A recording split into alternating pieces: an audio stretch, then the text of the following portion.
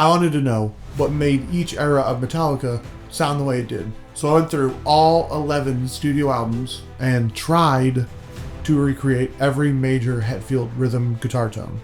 Now that's not to say that I nailed it each time, but I got close. And here's the kicker. I did it all with completely free plugins that you yourself can get online. So let's crack open the Tone Crypt, cry because we can't afford those new Mesa Boogie Mark II C++. I know, the pores! Oh, yuck. And chase down some of the most legendary rhythm guitar tones that metal's ever seen. I just want to pause here and thank you guys for watching this video. If you are enjoying this one, I just hit 2,000 subscribers and I'd like to hit 3,000 by the end of the year. So if you could hit subscribe really quick, that would mean a lot to me. Thank you. On Kill 'Em All, Metallica's guitar tone was raw, aggressive, and chaotic. This first setup features what I think is still James's favorite guitar rig. It's the OGV, the Electra Flying Wedge with the passive pickups in it, straight into his Jose Arredondo modded Marshall with Marshall cab. A mod that gave him so much gain that he didn't even need to use a distortion pedal.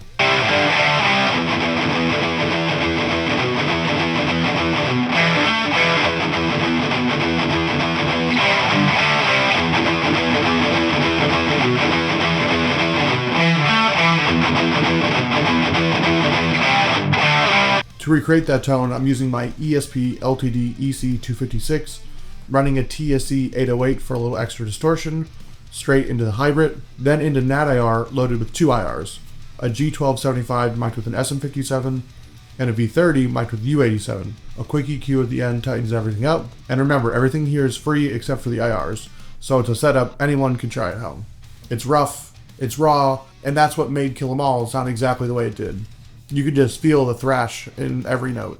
And what's interesting is Ride the Lightning had the same guitar, but circumstances forced him to change things up amp-wise. On Ride the Lightning, James went back to the OGV, but his modded Marshall was stolen at a gig in Boston, like 2 weeks before they left to go record this album. So we don't really have definitive proof of what he used to track the guitars on that album. We do know it was a Marshall head and a cab, but the rest is a mystery. Flemming Rasmussen, the producer, apparently scoured all of Denmark to find one that worked, but he didn't write down the exact model. Now I have found a picture online that could point to the amp that was used, but I can't verify the validity of this photo. The cab, however, was probably a Marshall, something similar to what he used on Kill 'Em All.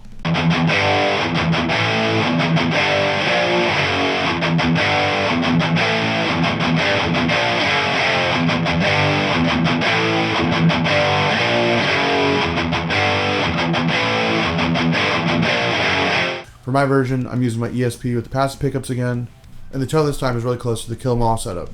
TSE 808 into the hybrid, then into NAT-IR with the G1275 and a V30 IR, a little more room reverb here, and a quick EQ at the end to tighten everything up.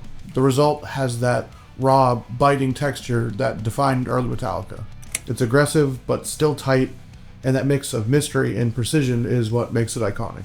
Ride the Lightning was a massive leap forward, but it still had some of that chaos from their earlier years. So, on Master of Puppets, they refined everything. Songwriting, tone, precision, to finally capture the sound they'd been chasing since the beginning.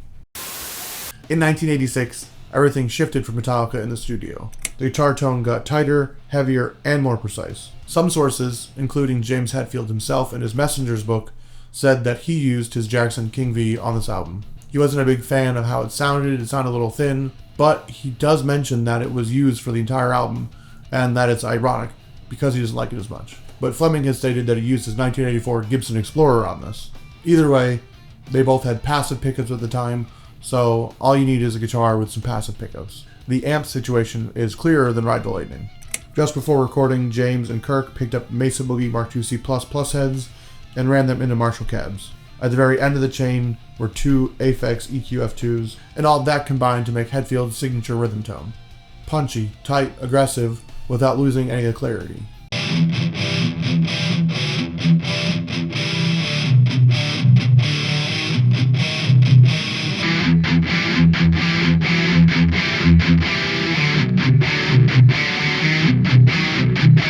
Again, I'm using my ESP with passive pickups, and this time I have two different rigs. The free version uses the Lecto, a Mesa Boogie rectifier clone, Not a 2C+, but it nails the vibe. Straight into NAT IR with two G1275 IRs, and a quick EQ at the end with some scoops to match the Aphex flavor. The paid tone is a neural DSP preset that I already have available on my Patreon for anyone to buy. The result hits like a freight train. It's aggressive, clear, and tight, and that combination of Mesa grit and passive pickups is what made the Puppets rhythm instantly iconic. They stepped up again and created a masterpiece that defined their sound. But with Cliff gone, fame setting in, and the band changing fast, the songs and the tone evolved into something colder, heavier, and more emotional. Another quick pause. If you're enjoying this deep dive into Metallica's guitar tone and you want to support me, go check out my Patreon and my YouTube membership. For just a few bucks a month, you can get early access to ad-free content, you'll get free guitar tones, free demo packs, a chance to shape what I'm making, and your name in these videos. So if any of that sounds appealing to you, please do go check that out. And if you want some of the best tone-matched album IRs in the game, including every Metallica album, go check out Tone Deck and use my discounts down below. Let's get back into the video. The last big shift in James's tone came right before And Justice for All. He actually wanted a Gibson endorsement, but they weren't interested. So when they were visiting NAMM, they stopped by the ESP booth who were interested, and they were able to get him a fully working model in just 6 months. This guitar had a matching headstock, middle finger inlays, and the infamous sticker, and it came loaded with the EMG 8160 combo he got that same year. And this is truly his iconic signature guitar. Amp-wise, he stayed with the Mesa Boogie Mark II C++, running into a Marshall cab and the two Aphex EQ F2s at the end. Same formula as before, but tighter, heavier, and perfect for the dry, precise tone that Justice demanded.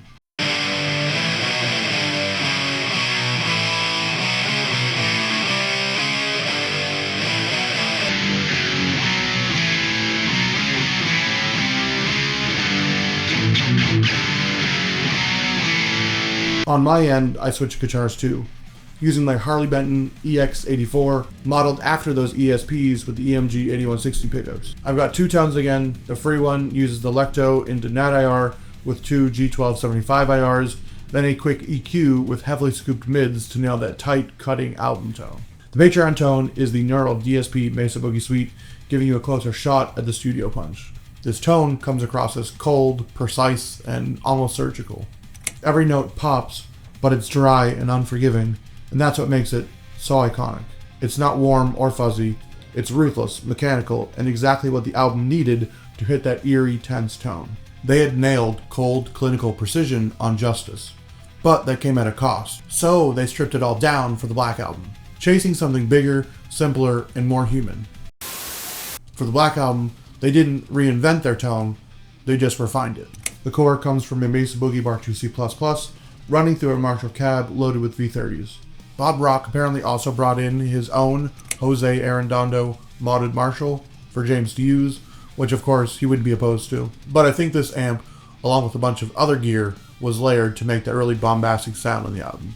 But again, at the end of their signal chain, they're still running the Aphex EQ F2s to tighten everything up. But Bob made sure to leave enough room for Jason's bass to sit in the mix. As for the guitars, James was on his ESP MX Explorers.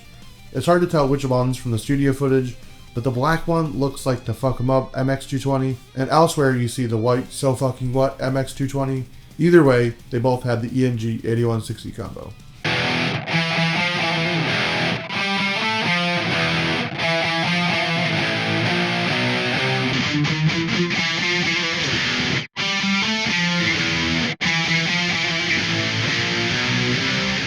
I'm sticking with my Harley Benton and running the Lecto and Hybrid straight into NAT IR, this time loading two V30 IRs. Then the usual EQ to tighten and shade the tone, and it gives that huge layered sound without muddying the rest of the band. So the paid tone is once again made with the Neural DSP suite and available on my Patreon. This tone is tight, precise, and the perfect Metallica tone. It's everything James wants for his guitar. Heavy as fuck, but enough room for the other instruments to shine through. They had perfected their sound on the Black Album, but after years of touring and massive success, that polish started feeling too safe. So they went about as far away as they could from their metal roots. No, God! With something bluesier, looser, and lower tuned. Load and Reload brought a lot of interesting changes to their sound. After nearly 300 shows, and touring for 3 straight years on the Black Album, Metallica wasn't the same band anymore. Love it or hate it, they came back in a completely different headspace. They wrote and recorded 27 songs during the same sessions, splitting them across load and reload. Sonically, both albums are really similar, and it's tough to pin down exactly what gear was used. A few solid sources point to the Mesa Boogie tri-axis preamp, a new amp option that he switched to retire the 2C pluses that were getting old, because the tri-axis had a 2C plus mode, and he ran that into the Mesa Strategy 400 power amp, and then blended that tone with a rectifier. That setup would definitely make sense, but in the studio photos and footage that do exist, you can still spot the classic Mesa and Marshall rigs sitting in the background. And again, apparently Bob Rock brought in his modded Marshall to add to the tone.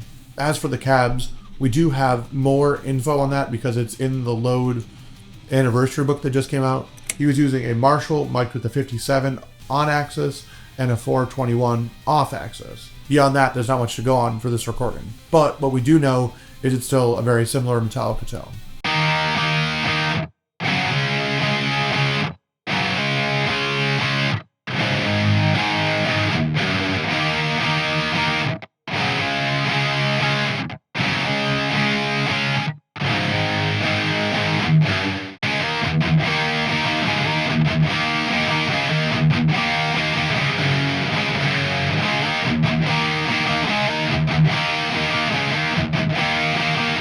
For this one, I'm back with my Harley Benton EX84, running Electo and the Hybrid into Marshall IRs, then hitting a final EQ to tighten everything up. Again, for both these albums, it's a thick fucking tone, but it sits perfectly in the mix, leaving Jason all the room to break through with his amazing bass parts. But after Reload, everything falls apart. Jason was gone. He fucking left the band! James was in rehab. Lars and Kirk were just trying to hold the whole thing together. The sound on St. Anger wasn't just a new direction. It was the sound of a band breaking down and trying to rebuild itself from nothing. If you're one of the people that thought Metallica's low point was Load or Reload, man, would St. Anger have been a shock for you. Everyone knows all the memes from the documentary. Ow! Don't fucking ever do that again, ever!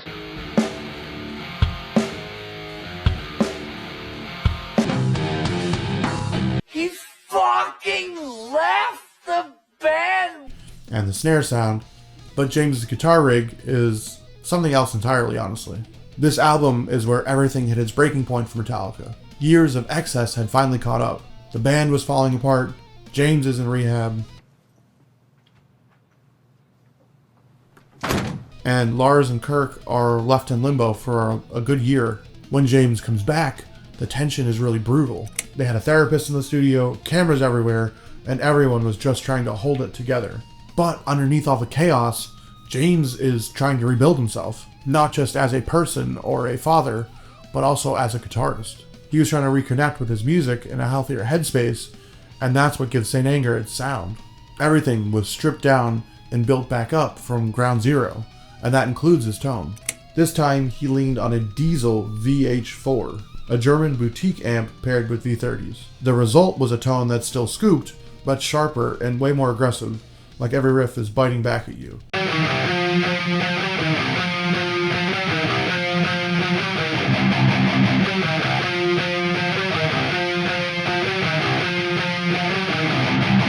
For this one, I grabbed my Jackson, which had an EMG 81-85 combo, tuned it down to drop C, and I grabbed the Teaser HV4 plugin, which nails the Diesel sound and is free. I ran that through NAT-IR with some Mesa V30 IRs. That combo gets the really pissed off grinding sound that defines this record. Say what you want about this album, but I really love this tone. I didn't realize it at first, but just building it for this video made me love it a lot more. For me, it feels like the perfect sweet spot between the Marshall tones and the Mesa tones that he's been relying on since Master of Puppets. That sound says it all for this era. The band was shifting from their chaotic, self-destructive early years into something newer. Still heavy, but older, more reflective, and slowly moving into their legacy phase. Now we're into the last and current era of Metallica. And this era is really defined by how many amps he could blend together to get a really big, massive tone. This is their legacy phase. The band's looking back, revisiting familiar sounds, but with modern production and clearer heads. and James's tone reflects that perfectly. By this point, he's built up a massive collection of amps and guitars, but even he admits he falls into old habits, in his tone and even in his writing. On this album, the Mark IIc Plus makes its big return, layered with other amps depending on the song. He was still using the tri-axis, and added an Ampeg for some extra punch. And if you look at the studio footage, you'll spot a Marshall, a Diesel, but in his own words, the tone always came back to the Mark IIc Plus, which is still paired with Marshall cabs. Which makes a lot of sense because Rick Rubin's philosophy for Death Magnetic was revisiting what made them the band that they are. He felt that they needed to go back to Master Puppets and see what inspired them then and bring that to the present day. So James found the perfect tone to match that vision.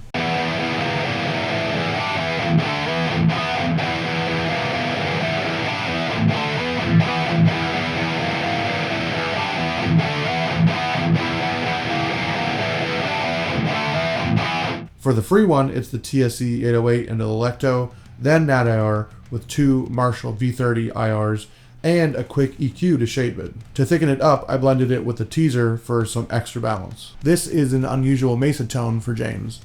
It's not his usual scooped sound. It's tighter, more balanced, and adds another side to his tonal illusion. It feels like a matured version of everything that came before it.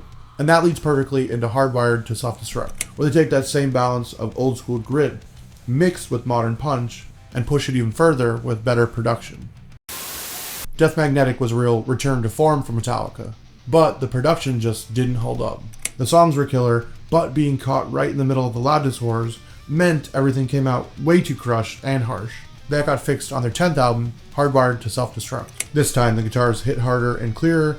Even though James was still using a similar amp setup, he blended the Mesa with the Diesel and the Wizard, all running through Marshall V30 cabs. The big difference was Greg Fiddleman was producing. He brought back that punch and space the last record was missing.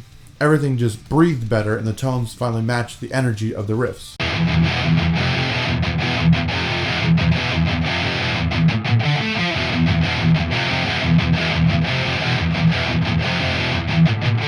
This time we're going straight into the Electo, then into Nat IR with the Marshall combo. Finished off with a quick EQ to tighten everything up. I also layered in the teaser again as a thickener to glue it all together and to give it that extra bit of bite.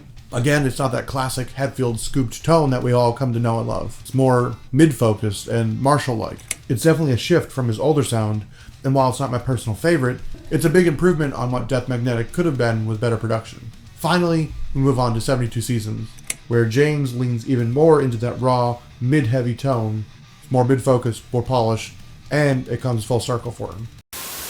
72 Seasons is Metallica coming full circle. After years of chasing perfection and experimenting with his tone, this one strips things back. It's raw, direct, and way more honest. James is older now, steadier, but you can still feel that spark from the earlier days.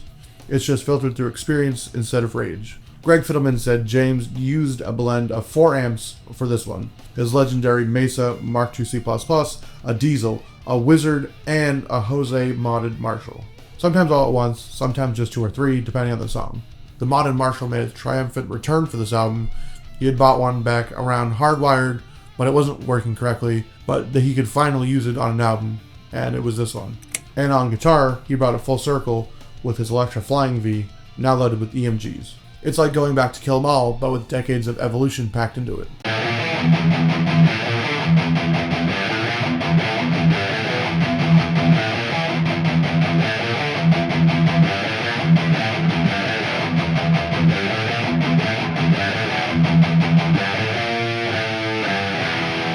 For my tone, I blended the Hybrid and the Electo to get that thick, snarling core, then ran it through Nat IR with Marshall V30s. And that's it, simple, heavy, and mean. This tone feels like closure.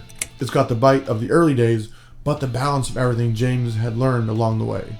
And that's the entire journey, from the raw chaos of Kill 'Em All to the battle-hardened wisdom of 72 Seasons. Every era reflected exactly who they were in that moment, but through every evolution, every breakdown, and every rebuild, James never lost that core sound. No matter the gear or the era, it always sounded like Metallica. Now I'm going to put all these tones into one big medley so you can hear every era side by side. I'll also hopefully have a full breakdown of all the free tones in a single PDF linked below. totally free and available on my Patreon. And since this week marks my 2-year channel anniversary, everything on my Patreon, including the 3 neural DSP tones I made for this video, are 50% off until the end of the year. Just use the code down below. Let me know which tone you think I nailed the best. Personally, I'm leaning toward the Black Album, Load, and Saint Anger tones. Anyway, here's the full demo.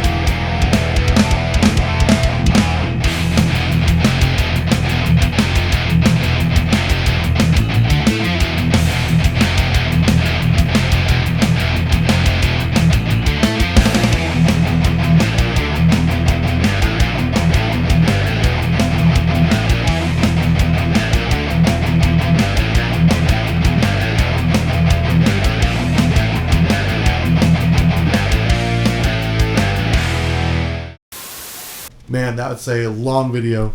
Let me know what you guys think down below. Like I said, I tried to get as close as possible as I could get to the Metallica guitar tones. I like to build it from scratch by myself, so these videos are a lot of fun for me. If you made it this far, I want to say thank you for watching. And if you enjoyed this video, I want you to check out this one right here. It's on Metallica's Master Puppets. I did the same thing, but it's all centered around just that album. I took a look into what went into making that guitar tone, and I broke it down between 4 different levels, from free gear to premium stuff. So if you enjoyed this one, I think you'll enjoy that one. Again, thank you for watching. I'll see you in the next video. Stay metal. Peace.